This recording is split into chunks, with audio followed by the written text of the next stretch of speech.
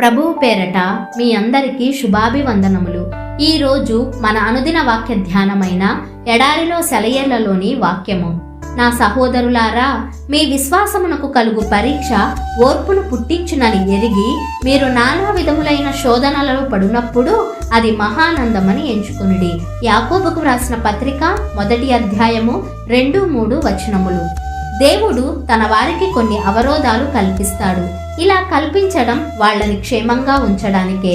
అయితే వాళ్ళు దాన్ని వ్యతిరేకమైన దృష్టితోనే చూస్తారు, ఆయన్ని అపార్థం చేసుకుంటారు. యోబు కూడా అంతే. యోబు గ్రంథం 3వ అధ్యాయం 23వ వచనం. ఇలాంటి కంచెల వలన వాళ్ళకి చేకూరే లాభం సైతానుకు బాగా తెలుసు. యోబు గ్రంథం 1 అధ్యాయం 10వ వచనములో కంచెని గూర్చి సైతాను అంటున్న మాటలు చూడండి. మనల్ని కప్పేసే ప్రతి శ్రమలోనూ ఎంతో కొంత ఆదరణ తప్పకుండా ఉంటుంది. మనం వాటిని ఆనుకుంటే తప్ప ముళ్ళు గుచ్చుకోవు. దేవుడి ఆజ్ఞ లేకుండా ఒక్క ముళ్ళు కూడా నీకు గుచ్చుకోదు. నిన్ను బాధపెట్టిన మాటలు, ఆవేదన పాలు చేసిన ఉత్తరం, నీ ప్రియమిత్రుడు చేసిన గాయం, చేతిలో డబ్బు లేక పడిన ఇబ్బంది అన్నీ దేవుడికి తెలుసు. ఎవ్వరికీ లేనంత సానుభూతి ఆయనకి నీ పట్ల ఉంది. ఈ బాధలన్నింటిలోనూ ఆయనపై సంపూర్ణంగా ఆనుకుంటున్నావా అన్నది ఆయన చూస్తాడు. ముళ్ళకంప హద్దుపై నిలిచి అడ్డగిస్తుంది. ఆకురాలే కాలంలో ప్రతి కొమ్మ పొడుచుకొచ్చిన ముళ్లతో గుడ్లురిమి చూస్తుంది. వసంతం వస్తుంది, మోళ్ళు చిగురిస్తాయి, కొమ్మలన్నీ పచ్చగా ముస్తాబవుతాయి.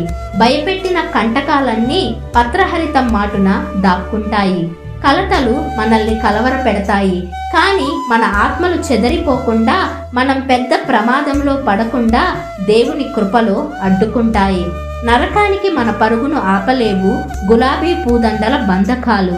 కసిగా గుచ్చుకునే కటిక ముళ్ళే ఆపగలవు నాశనానికి చేసే పయనాన్ని. కాటేసి నెత్తురు చిందించే ముళ్ళుపోటుకి ఉలిక్కిపడి ఏడ్చి గోల పెడతాము. దేవుడు వేసిన కంచెల కాఠిన్యం మనకి జటిలంగానే ఉంటుంది.